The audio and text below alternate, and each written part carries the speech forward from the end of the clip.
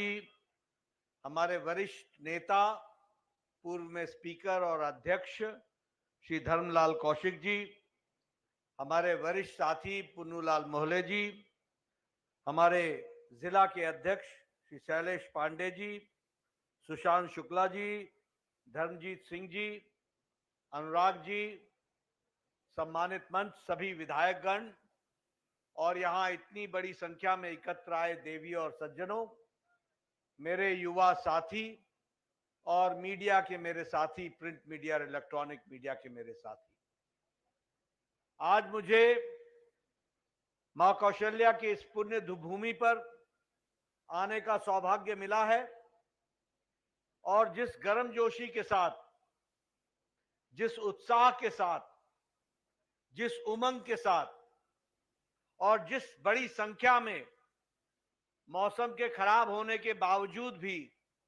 आप सब लोग यहां उपस्थित हुए हैं, आपका उत्साह, आपका उमंग, आपके मन में जो चाहत है वह मैं स्पष्ट देख सकता हूं कि आपने तोखम साहू जी को लोकसभा में भेजने का निर्णय बना लिया है।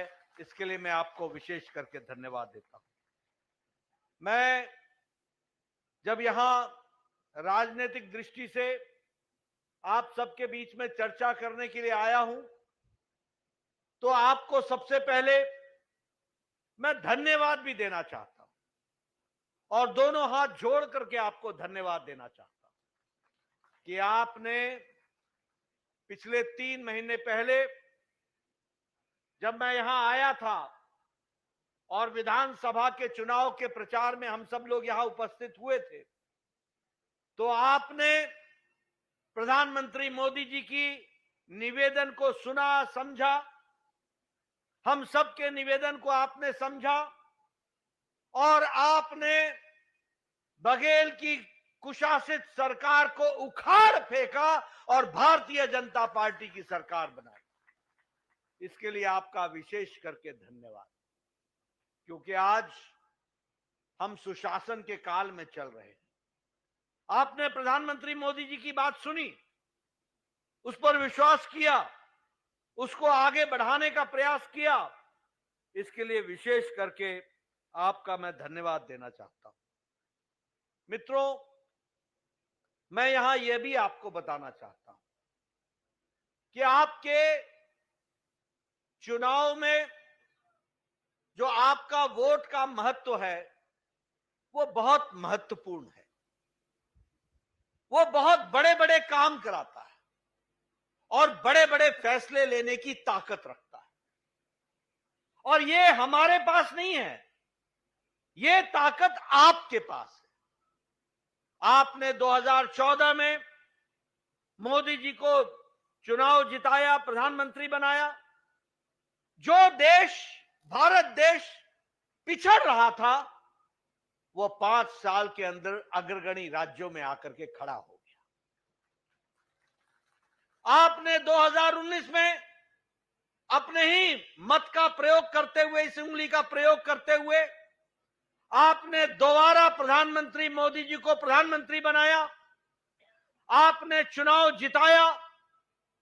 आपके चुनाव जिताने के माध्यम से एक मजबूत, एक स्थिर, एक ताकतवर और जनता के हित में करने वाले काम की सरकार मोदी जी के नेतृत्व में बनी। और फर्क क्या पड़ा? फर्क यह पड़ा कि आप और हम 1951-52 से 4-4 पीढ़ियां बीजेपी और जनसंघ की खप गई। हम नारे लगाते रहे, एक देश में 2 निशान, 2 विधान, 2 प्रधान नहीं चलेंगे। जम्मू कश्मीर में 2 झंडे थे, एक झंडा भारत का और एक झंडा जम्मू कश्मीर का। जम्मू कश्मीर में 2 विधान थे, एक विधान भारत का और एक विधान जब उनकी विधानसभा पारित करे तब जाकर के वो कानून बनता था। और उसी तरीके से उनको एक अधिकार दिया गया था धारा 370 के तहत। हम धारा 370 के खिलाफ लड़ते रहे, लेकिन जब आपने मोदी जी के नेतृत्व में आपकी उंगली ने कमल का बटन दबाया और स्थिर सरकार, मजबूत सरकार दी, तो 6 अगस्त 2019 को प्रधानमंत्री की इच्छा शक्ति ने धारा 370 को धाराशाही कर दिया। ये रास्ता भी हमने देखा।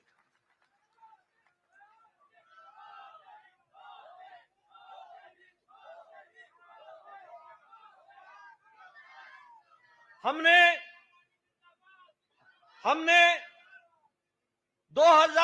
1997-98 में पालमपुर में हमने फैसला लिया था कि हम राम मंदिर बनाने का रास्ता प्रशस्त करेंगे। 1997-98 में आप सभी लोग नारा लगाते थे, एक बार नहीं अनेकों बार आप गए अयोध्या। कभी आपने शिला पूजन किया, कभी आपने अन्य कार्यक्रमों में भाग लिया, कभी आपने कार सेवा में भाग लिया। बार बार आप नारा लगाते थे, राम लला हम आएंगे, मंदिर वहीं बनाएंगे। और हमारे विरोधी, विशेषकर कांग्रेस पार्टी, उपहास उड़ाती थी, मजाक उड़ाती थी। राम लला तुम आओगे, तिथि कब बताओगे? हमने उनको तिथि भी बताई। आपके उंगली की ताकत ने फिर से मोदी जी को सरकार में लाया और मोदी जी के नेतृत्व में राम मंदिर का रास्ता प्रशस्त हुआ और 22 जनवरी को भव्य राम मंदिर का प्राण प्रतिष्ठा हुई।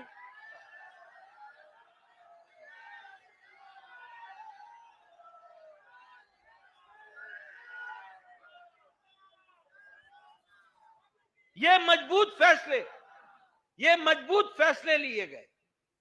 आपको मालूम है कि 1947 के बाद, विभाजन के बाद, कई लोग बांग्लादेश में, जो उस समय ईस्ट पाकिस्तान था, कई लोग पाकिस्तान में और कई लोग अफगानिस्तान में धार्मिक कारणों से प्रताड़ित होकर, फिर चाहे वो हिंदू हो, सिख हो, ईसाई हो, पारसी हो, ये वहां से निकाले गए थे और उनको यहां पर नागरिकता देने का सवाल था।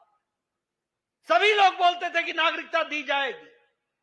पूर्व प्रधानमंत्री मनमोहन सिंह भी बोलते थे, लेकिन नागरिकता देने की हिम्मत नहीं थी। तुष्टीकरण की राजनीति में डूबे हुए थे, माइनॉरिटी की पॉलिटिक्स से दबे हुए थे। ये मोदी जी को आपने ताकत दी और इस ताकत के कारण ये CAA, सिटीजन अमेंडमेंट एक्ट लागू हुआ, कानून बना और जो लोग भारत में आए थे उनको नागरिकता प्रदान करने का काम हुआ। ये स्थिर सरकार, मजबूत सरकार की निशानी है। आपको मालूम है, मोदी जी ने कहा सबका साथ, सबका विकास, सबका विश्वास, सबका प्रयास। हमारी मुस्लिम बहनें 3 तलाक के कारण उनको आजाद जीवन नहीं मिल रहा था। सुप्रीम कोर्ट ने कहा था कि 3 तलाक समाप्त करो। पाकिस्तान में 3 तलाक नहीं है, जो इस्लामिक देश है। बांग्लादेश में 3 तलाक नहीं है, जो इस्लामिक देश है। अफगानिस्तान में 3 तलाक नहीं है, जो इस्लामिक देश है। इंडोनेशिया में इस्लामिक देश है, वहां 3 तलाक नहीं है। ईरान में नहीं है, इराक में नहीं है, लेकिन हमारे भारत में 3 तलाक चल रहा था। सुप्रीम कोर्ट ने कहा हटाओ, किसी में ताकत नहीं थी। ये आपकी उंगली में ताकत थी, आपने कमल का बटन दबाया, उधर मोदी जी ने मुस्लिम बहनों को आजाद कर दिया और 3 तलाक के इस काले कानून से छुट्टी दिला दी। ये ताकत होती है, ये फर्क पड़ता है। आज राजनीति की संस्कृति बदल गई है मोदी जी के नेतृत्व में। पहले क्या था? कौन जाति का है, अगड़ा है कि पिछड़ा है, नदी के इस पार का है कि उस पार का है, पहाड़ का है कि मैदान का है, बाहर का है कि अंदर का है। भाई को भाई से लड़ाने का काम और अपना वोट सीधा करने का काम और वोट बैंक की राजनीति का काम ये कांग्रेस पार्टी किया करती थी। लेकिन मोदी जी ने भारत की राजनीति की परिभाषा, भारत की राजनीति का चाल ढाल, भारत की राजनीति का कार्य करने का तौर तरीका, ये सब बदल डाला। अब मोदी जी के नेतृत्व में सबका साथ, सबका विकास, सबका विश्वास, सबका प्रयास, इसको काम को आगे बढ़ाने का काम किया। इसलिए हम ये कह सकते हैं कि किस तरीके से मोदी जी के नेतृत्व में काम को आगे बढ़ाया गया।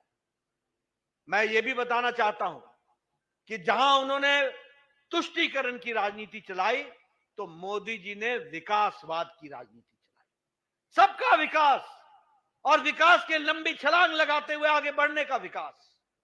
बोलिए, विकास हुआ है कि नहीं हुआ है? 10 सालों में हुआ है कि नहीं हुआ है? हमारी प्रधानमंत्री जी ने 2014 में जब उनको नेता बनाया गया, तब उन्होंने कहा था, मेरी सरकार गरीब को समर्पित सरकार है, मेरी सरकार गांव को समर्पित सरकार है, मेरी सरकार वंचितों को समर्पित सरकार है, मेरी सरकार दलितों को समर्पित सरकार है, मेरी सरकार महिलाओं के सशक्तिकरण को समर्पित सरकार है, मेरी सरकार किसानों को समर्पित है, मेरी सरकार युवाओं को समर्पित। ये बात उन्होंने उस समय कही थी और उसके माध्यम से आप सब जानते हैं और हमारे पूर्व वक्ताओं ने आपको बताया होगा। आज बताइए, ग्रामीण विकास हुआ है कि नहीं? गांव का विकास हुआ है कि नहीं हुआ है? गांव में पक्की सड़कें पहुंची हैं कि नहीं पहुंची हैं? हर मौसम में चलने वाली सड़क पहुंची कि नहीं पहुंची? प्रधानमंत्री ग्रामीण सड़क योजना में इस काम को आगे बढ़ाया गया। अरुण साहू जी, आपको मैं बताना चाहता हूं, मैं 1993 में एमएलए बन गया था। धर्मलाल जी, मैं 1993 में एमएलए बन गया था। उस समय मेरा एक्सीएन मेरे पास आके बोलता था कि नड्डा साहब, आपके इलाके में 40 सड़कें हैं और आपको 40 लाख रुपए बजट में आया है, बताइए इसका क्या करूं? मैं कहता था, तू ही लगा ले जहां लग सके, 40 सड़कें और 40 लाख बजट है, क्या करेंगे? आज प्रधानमंत्री मोदी जी के नेतृत्व में प्रधानमंत्री ग्रामीण सड़क योजना में एक एक सड़क पर 10-10 करोड़ रुपए खर्च हुए और उसका विकास का काम शुरू हुआ।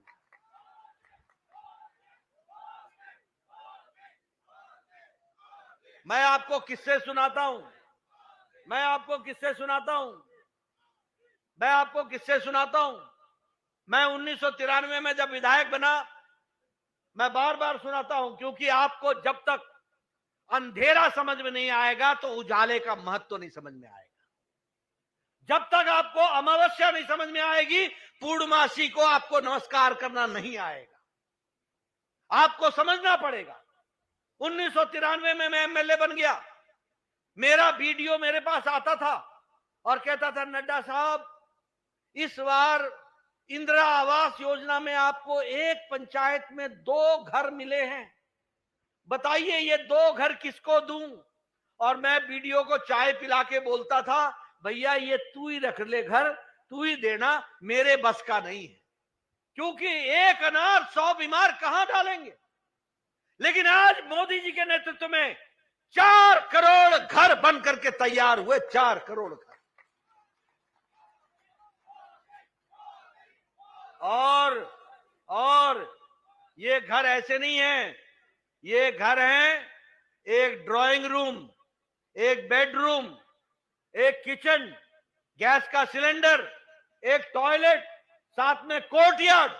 ये 4 करोड़ पक्के मकान मोदी जी ने बनाए और अब फिर से आप तोखन साहू को अपनी उंगली से बटन दबा करके भेजेंगे, मोदी जी 3 करोड़ और घर बनाएंगे, 5 साल में 3 करोड़ और घर बनाएंगे।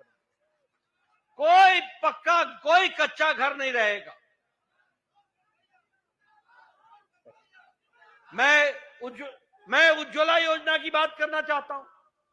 यह भी मैं आपको सुनाना चाहता हूं। मुझे मालूम नहीं आपकी यहां बहनें बैठी हैं।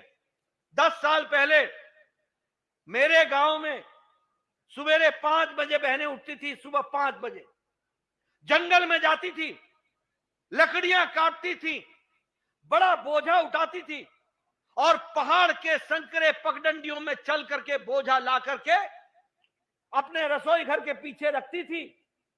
गीली लकड़ी होती थी, उसको जलाती थी। मुझे नहीं मालूम आपके यहां क्या बोलते हैं उसको, लेकिन हमारे यहां उसको फूकनी बोलते हैं, फूकनी।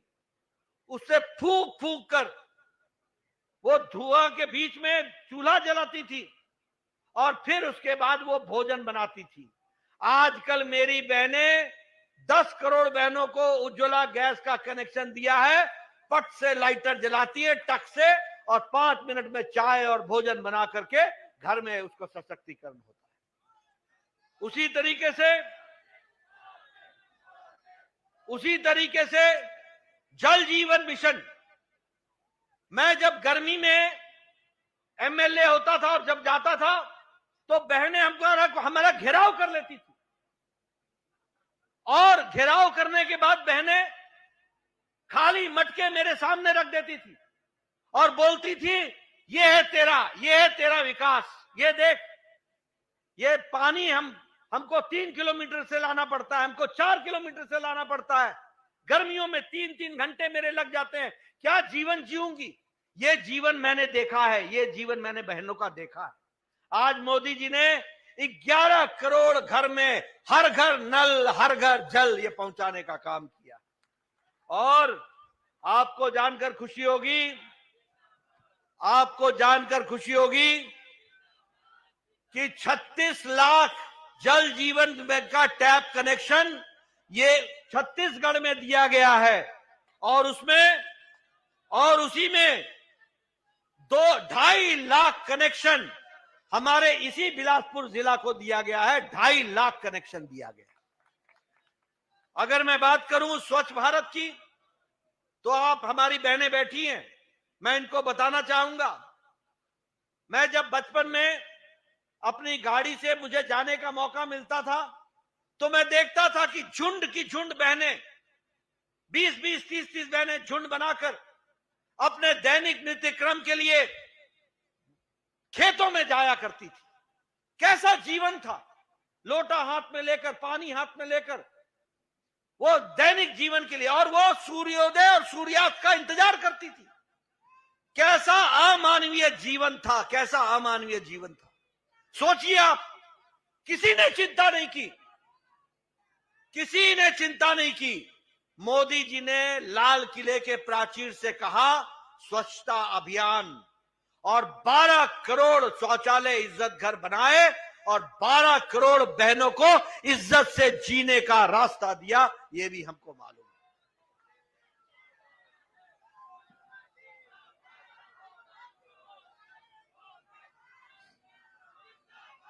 मैं आपसे आयुष्मान भारत की बात करना चाहता हूं। आयुष्मान भारत, ये सभी लोग बैठे हैं, पुराने लोग, सब लोग 20-20 साल के एमएलए हैं, 20-20 साल के। ये सब चिट्ठी लिखते थे, माननीय मुख्यमंत्री जी, मेरे इलाके में एक गरीब आदमी है, उसके हार्ट का ऑपरेशन होना है, वेल्व बदलना है, बाईपास होना है, किडनी का ऑपरेशन होना है, 3 लाख रुपए लगेंगे, 2.5 लाख रुपए लगेंगे, 1.5 लाख रुपए लगेंगे, कृपया पैसे देने की अनुशंसा करें। और ये 1.5 लाख मांगते थे, इनको 75,000 मिलता था। मैं ठीक बोल रहा हूं? 2 लाख मांगते थे, 1 लाख मिलता था, बाकी 1 लाख जनता से इकट्ठा करते थे। आज मोदी जी ने आयुष्मान भारत में भारत के 10 करोड़ 74 लाख परिवार, मीडिया वाले नोट कर लेना, 10 करोड़ 74 लाख परिवार, 55 करोड़ लोग, लगभग भारत की 40% आबादी, और वो गरीब आबादी। कौन है वो लोग? रेडी वाला, रिक्शा वाला, ठेला वाला, सब्जी वाला, बस का ड्राइवर, बस का कंडक्टर, ट्रक का ड्राइवर, ट्रक का कंडक्टर, ट्रक का क्लीनर, लिफ्ट मैन, होटल में वेटर का काम करने वाला, सैलून में बाल काटने वाला, कूड़ेदान से प्लास्टिक इकट्ठा करने वाला, ऐसे गरीब लोगों को मोदी जी ने 5 लाख रुपए का सालाना हेल्थ कवर दिया। 5 लाख रुपए।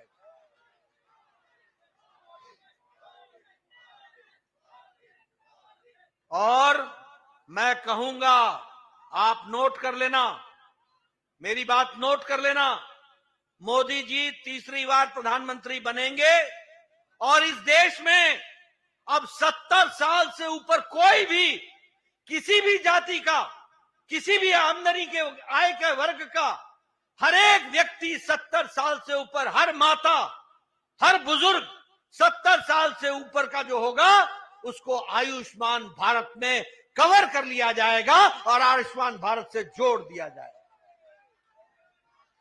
बहुत जल्द हमारे लोग आपके पास जैसे महतारी वंदन योजना में आए थे वैसे फॉर्म भराएंगे। जिस जिस घर में 70 साल से ऊपर का व्यक्ति होगा उसको आयुष्मान भारत का 5 लाख रुपए का हर साल हेल्थ का कवर मिलेगा और उसका मुफ्त में इलाज होगा, इसकी व्यवस्था की जाएगी।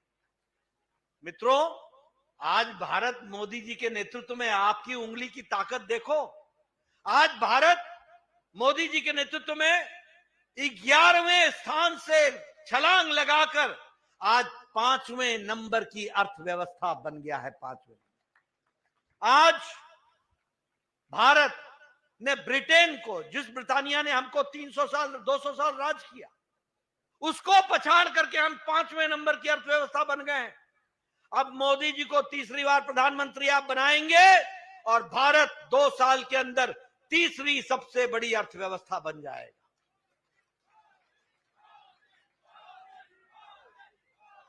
आप बताइए, दवाई के दुनिया को दवाई देने में भारत नंबर 1 पर आके खड़ा हो। सबसे सस्ती दवा और सबसे असरदार दवा भारत बना रहा है। हमारा एक्सपोर्ट 138% बढ़ गया। पेट्रोकेमिकल्स में भारत का एक्सपोर्ट, निर्यात 106% बढ़ गया। उसी तरीके से आपको जानकर बड़ा आश्चर्य होगा, ये खिलौने की इंडस्ट्री, हमारे यहां दीपावली में जिस गणेश जी को आप पूछते थे, 10 साल पहले आपका गणेश भी चाइना से बन के आता था। गणेश जी चाइना बनाता था, हमारा गणेश जी को चाइना बनाता था, हमारे कार्तिकेय भगवान को चाइना बनाता था, राम जी की मूर्ति। मोदी जी ने कहा भारत का खिलौना, भारत का टॉय इंडस्ट्री को बढ़ाना है और आज 2.5% था, 2.5 गुना हमारा टॉय एक्सपोर्ट बढ़ गया। आज हम खुद के लिए नहीं, दुनिया के लिए भी टॉय बना रहे हैं, उसके लिए भी हम आगे बढ़े। जापान, जिसको हम गाड़ियों के लिए जानते थे, डैटसन, टोयोटा, आज भारत जापान को पछाड़कर तीसरा सबसे बड़ा ऑटोमोबाइल मार्केट बन गया। सबसे बड़ा ऑटोमोबाइल मार्केट। आप लोगों के हाथ में मोबाइल है, सबके हाथ में मोबाइल है।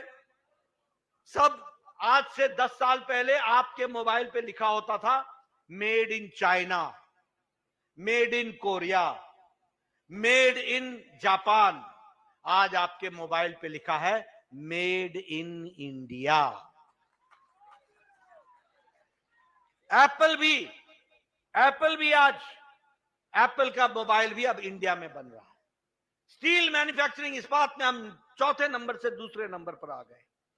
और मैं एक बात और कहना चाहूंगा, मोदी जी ने छत्तीसगढ़ के प्रति विशेष प्रेम भी दिखाया है। टैक्स का डिवोल्यूशन जो होता है टैक्स के दृष्टि से, उसमें आपको जानकर खुशी होगी कि छत्तीसगढ़ का टैक्स के दृष्टि से आपको पैसा, मोदी जी ने छत्तीसगढ़ को 5 गुना बढ़ा दिया, 5 गुना बढ़ा दिया। और उसी तरीके से ग्रांट इन एड 3.5 गुना बढ़ा दिया है। और उसी तरीके से आपको स्मार्ट सिटीज दी गई, फिर चाहे अटल नगर हो, चाहे आपका बिलासपुर हो, चाहे रायपुर हो, ये सबको स्मार्ट सिटी में जोड़ दिया गया है। और मुझे खुशी है कि मैं जब स्वास्थ्य मंत्री था, मोदी जी के नेतृत्व में छत्तीसगढ़ को हम 5 नए मेडिकल कॉलेज देने में सफल हुए। 5 कहां सरगुजा कभी सोचा था कि ट्राइबल बेल्ट को मेडिकल कॉलेज मिलेगा? हमारे अनुराग जी बैठे हैं, पूछिए उनसे, वहां मेडिकल कॉलेज खुला। हमारा राजनांदगांव, कोरबा, महासमुंद, कांकेर में सोचा था, जहां नक्सलाइट की गोलियां बजती थी, आज वहां मेडिकल कॉलेज खुल गया है। किस तरीके से विकास के काम को आगे बढ़ाया गया। और मैं यहां बताना चाहूंगा कि भारत का सबसे बड़ा बैटरी एनर्जी स्टोरेज सिस्टम वह भी राजनांदगांव में खुला है, इसको भी हमको याद रखना चाहिए। भिलाई में इंडियन इंस्टीट्यूट ऑफ टेक्नोलॉजी, कभी सोचा था कि Indian institute of technology Chhattisgarh में आएगी? सबले बढ़िया छत्तीसगढ़िया, इसको सबले बढ़िया बनाने में अटल जी से लेकर मोदी जी का योगदान है, जिन्होंने विकास को आगे बढ़ाने का काम किया। आपका रेलवे का बजट 22 गुना बढ़ा दिया गया और अमृत भारत में 32 नए रेलवे स्टेशन बन रहे हैं। और उसी तरीके से वंदे भारत में अब आप बिलासपुर से नागपुर का सफर कर रहे हैं, यह भी आपको ध्यान में रखना। रायपुर से विशाखापट्टनम एक्सप्रेस हाईवे, दुर्ग से रायपुर आरंग कॉरिडोर ये बन रहा है, 2 नए एयरपोर्ट बन गए हैं।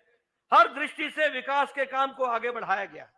और मैं बिलासपुर के लिए विशेष करके कहना चाहता हूं, आज जाकर के अपना बिलासपुर का रेलवे स्टेशन देख लेना। मोदी जी ने 435 करोड़ रुपए भेजे हैं।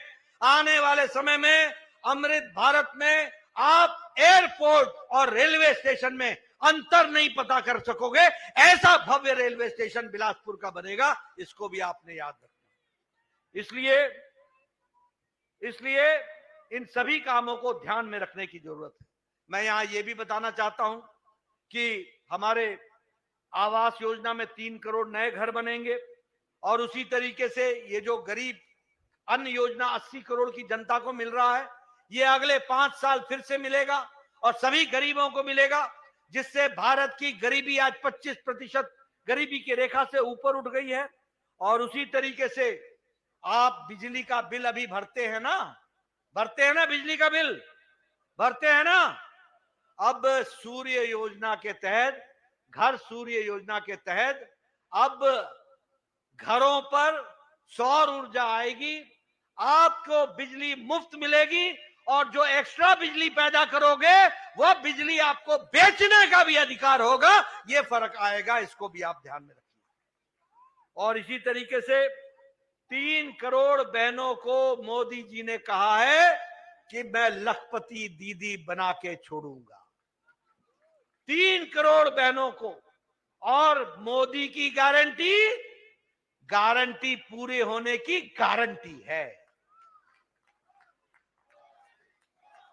इसीलिए प्रधानमंत्री किसान सम्मान निधि चलती रहेगी और उसमें हम लोगों ने भी जोड़ा है, छत्तीसगढ़ ने भी जोड़ा है, और धान की कीमत बढ़ाई, वो तो किया ही है। तो इस तरीके से आपने इन सारी बातों को आगे बढ़ाया है। मैं यहां छत्तीसगढ़ के बारे में भी बताऊंगा 3 महीने में क्या फर्क आया है। 3 महीने में धान की खरीदी के आधार पर प्रति एकड़ 19,257 रुपए आपको अनुदान के रूप में दिया गया और 24,75,000 किसानों को 13,320 करोड़ रुपए पहुंचाने का काम किया गया। पत्रकार बंधुओं, नोट कर लेना, धान की खरीदी प्रति एकड़ 19,257 रुपए और 24,75,000 किसानों को 13,320 करोड़ रुपए ये देने का भुगतान करने का काम पिछले 3 महीने में हमारी सरकार ने किया, छत्तीसगढ़ की सरकार ने किया। हम यहां ये भी बताना चाहते हैं कि किसानों के लिए 2015-16 और 2016-17 का बोनस का भुगतान वह भी 3,800 करोड़ रुपए दे दिया। बघेल ने नहीं दिया था। बघेल जी के जमाने में जो कुछ आए बस पॉकेट में डालो। आप लोगों को बिल्कुल, आपने, मैं ठीक बोल रहा हूं कि गलत बोल रहा हूं, बताओ भाई, ठीक बोल रहा हूं कि नहीं? कांग्रेस की सरकार ने आपको लूटा कि नहीं लूटा? भ्रष्टाचार किया कि नहीं किया? ऐसी सरकार को कभी आप समर्थन देंगे? मैं आपसे बोलना चाहता हूं कि महतारी वंदन बहनें बैठी हैं, बताइए महतारी वंदन में आपको किस्त मिली कि नहीं मिली? मिली कि नहीं मिली? मैं बताना चाहता हूं 70,24,000 बहनों को 3 किस्तें मिल चुकी हैं और उसमें 1,000 रुपए उनको दे दिया गया है। 2 किस्तें दे दी गई हैं, तीसरे की तैयारी है। ये फर्क आता है। सही तरीके से सही सरकार आने का अर्थ क्या बनता है।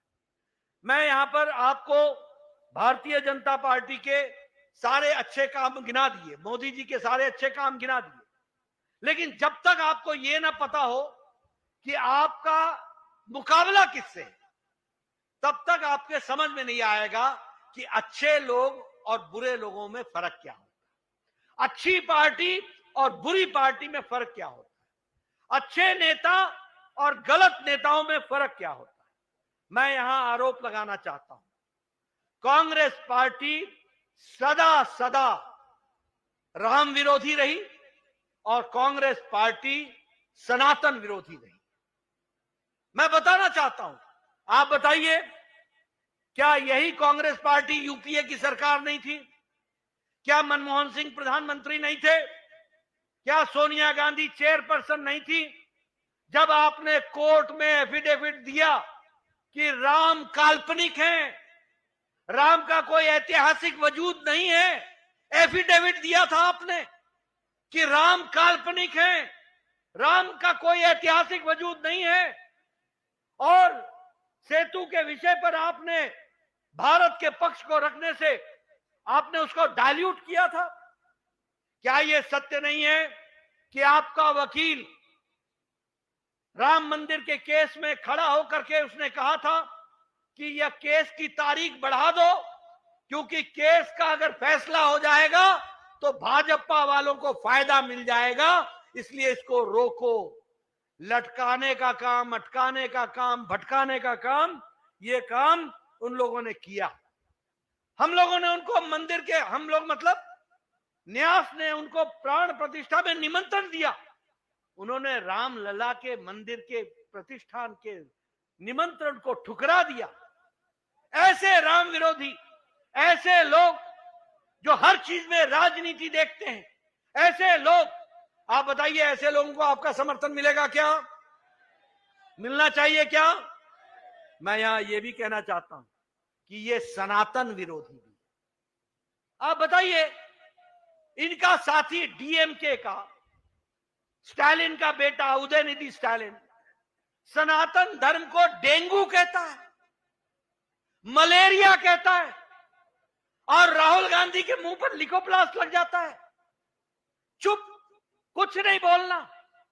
सोनिया गांधी बोलती नहीं है, प्रियंका गांधी बोलती नहीं है। आप बताइए, ये सनातन विरोधी है कि नहीं है? है कि नहीं है? आप बताइए, एक इनका डीएमके का नेता ए राजा बोलता है कि सनातन एचआईवी है, एड्स है, ऐसे शब्दों का प्रयोग करता है, और कांग्रेस पार्टी चुप रहती है, बिल्कुल चुप रहती है। आप बताइए, ऐसे लोगों को समर्थन मिलना चाहिए क्या? मिलना चाहिए क्या? और सबसे बड़ी बात कि कांग्रेस पार्टी को देश विरोधी ताकतों को समर्थन देने में मजा आता है। ये देश विरोधी ताकतों के मूक दर्शक रहते हैं।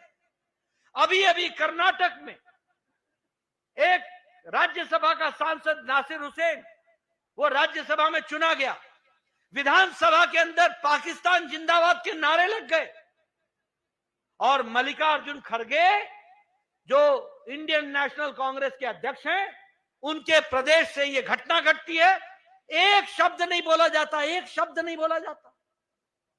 पाकिस्तान जिंदाबाद के नारे लगते हैं किसी राज्यसभा के सदस्य बनने पर, नासिर हुसैन के।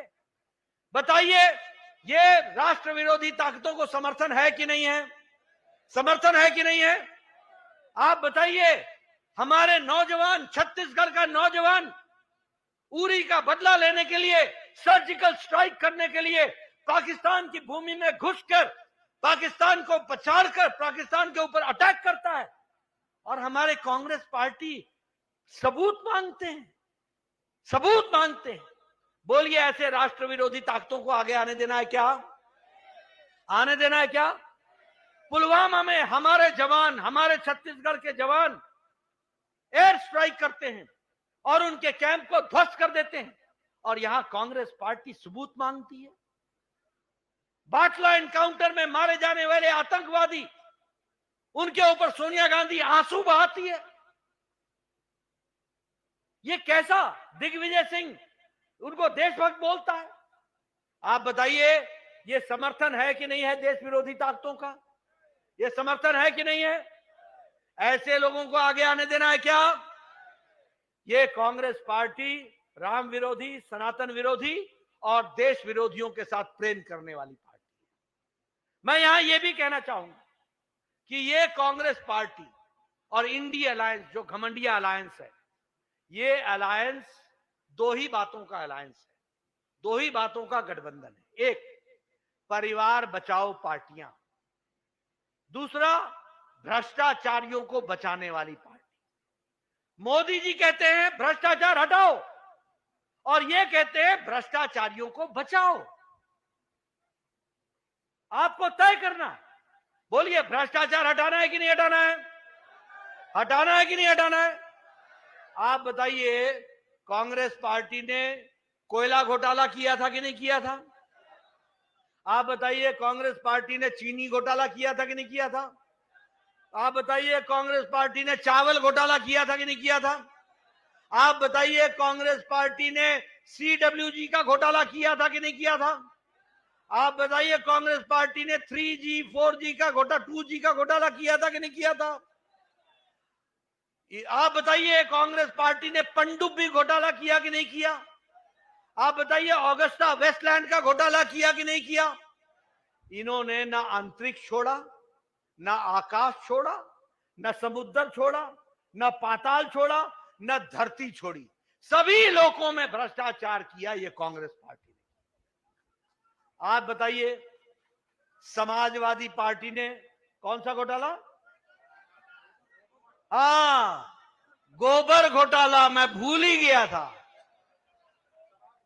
शराब घोटाला, ये सारे घोटाले। आप बताइए, समाजवादी पार्टी के नेता अखिलेश ने लैपटॉप घोटाला किया कि नहीं किया? गोमती रिवर फ्रंट घोटाला किया कि नहीं किया? आप बताइए, फूड ग्रेन का घोटाला किया कि नहीं किया? आप बताइए, कविता ने शराब घोटाला किया कि नहीं किया? टीएमसी के नेताओं ने बालू घोटाला किया, टीचर घोटाला किया कि नहीं किया? बालू घोटाला किया कि नहीं किया? डीएमके के नेताओं ने बालू घोटाला किया कि नहीं किया? आमदनी से अधिक उन्होंने घोटाला, अपने घर में संपत्ति रखी कि नहीं रखी? ये सब लोग घोटाला करने वाली पार्टियां, सब घोटाला करने वाली। आप बताइए, एक मिनट बताइए, राहुल गांधी बेल पर है कि नहीं? सोनिया गांधी बेल पर है कि नहीं? पी चिदम्बरम बेल पर है कि नहीं? कार्तिक चिदम्बरम बेल पर है कि नहीं? लालू यादव बेल पर है कि नहीं? मीसा यादव बेल पर है कि नहीं? तेजस्वी यादव बेल पर है कि नहीं? ममता के मंत्री बेल पर है कि नहीं? टीएमसी डीएमके के नेता बेल पर है कि नहीं? आप बताइए, अरविंद केजरीवाल जेल में है कि नहीं? आप बताइए, मनीष सिसोदिया जेल में है कि नहीं? आप बताइए, सत्येंद्र जैन जेल में है कि नहीं? आप बताइए, आजम खान जेल में है कि नहीं? आप बताइए, टीएमसी के 2 मंत्री जेल में है कि नहीं? आप बताइए, डीएमके के 2 मंत्री जेल में है कि नहीं? ये इंडिया अलायंस या तो बेल पर है या जेल में है। ऐसे लोगों को समर्थन देना है क्या? ऐसे लोगों को समर्थन देना है क्या? और देखिए, आपके पास तोखम साहू है, ये पंच से निकलता हुआ, पंच प्रधान बनता हुआ, बीडीसी का मेंबर बनता हुआ, जिला में आगे बढ़ता हुआ, आज भारत की सबसे बड़ी संसद में आपके आशीर्वाद से पहुंचने वाला है। आपके आशीर्वाद से।